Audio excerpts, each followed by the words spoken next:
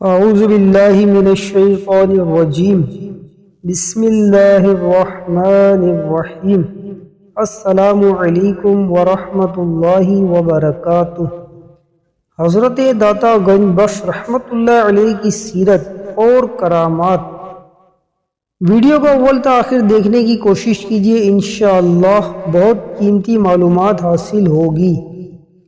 حضرت داتا علی حجویری کا نام سید ابو الحسن علی بن عثمان ہے اور آپ حسنی حسینی سید ہے۔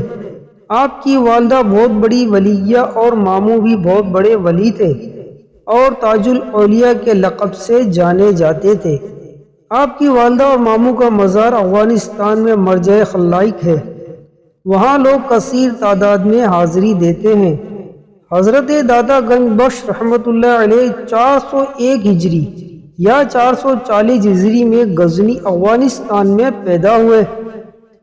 حضرت داتا گنج بخش علی حجویری رحمۃ اللہ علیہ کے پیر و مرشد کا نام سید ابو الفضل اور سلسلہ جنیدی تھا۔ حضرت داتا گنج بخش رحمۃ اللہ علیہ نے دین کی طرف بہت رغبت و محبت پائی، علم دین کے حصول کے لیے بہت کوششیں کی اور جید مشائخ عظام علماء کرام کی خدمت میں حاضر ہو کر علم و فیض حاصل کیا اور خوب سیاحت کی۔ بزرگوں کی تاریخ دیکھی جائے تو پتہ چلتا ہے کہ یہ بہت سفر کرتے ہیں۔ داتا گنج بخش رحمۃ اللہ تعالی علیہ بھی سفر کرتے کرتے ملک شام پہنچ گئے۔ شام میں ہمارے دلوں کی دھڑکن اور جن کا نام لے کر دلوں کو بڑا سکون ملتا ہے، یعنی حضرت بلال حبشی رضی اللہ تعالیٰ عنہ کا مزار ہے۔ داتا گنج بخش فیض حاصل کرنے کے لیے حضرت بلال حبشی رضی اللہ تعالیٰ عنہ کے مزار پر حاضر ہوئے تھے۔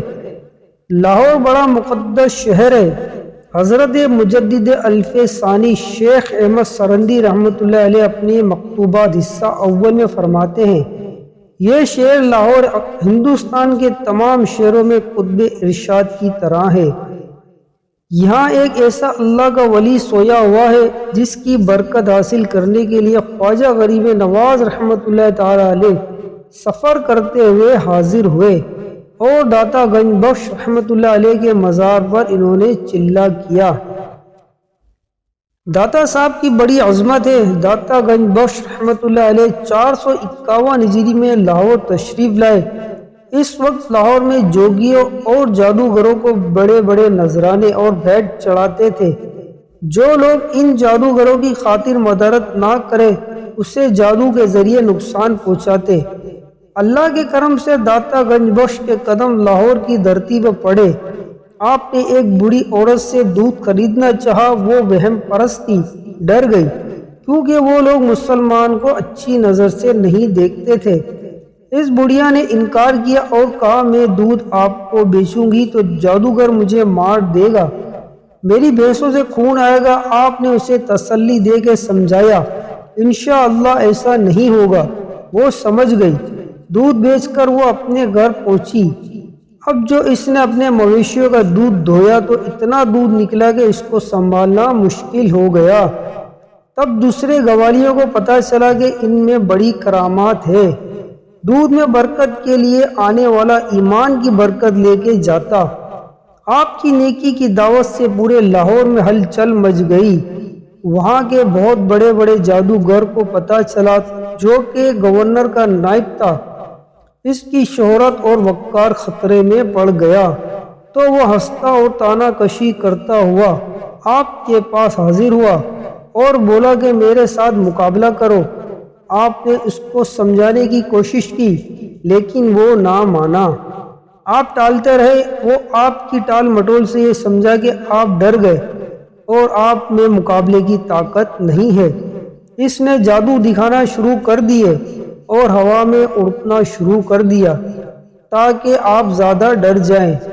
آپ نے اپنی پاپوش جوتی مبارک کو حکم دیا، اس کو مزہ چکھا تو جوتی نے ہوا میں پرواز کی اور جادوگر کے سر پر پڑنے لگی۔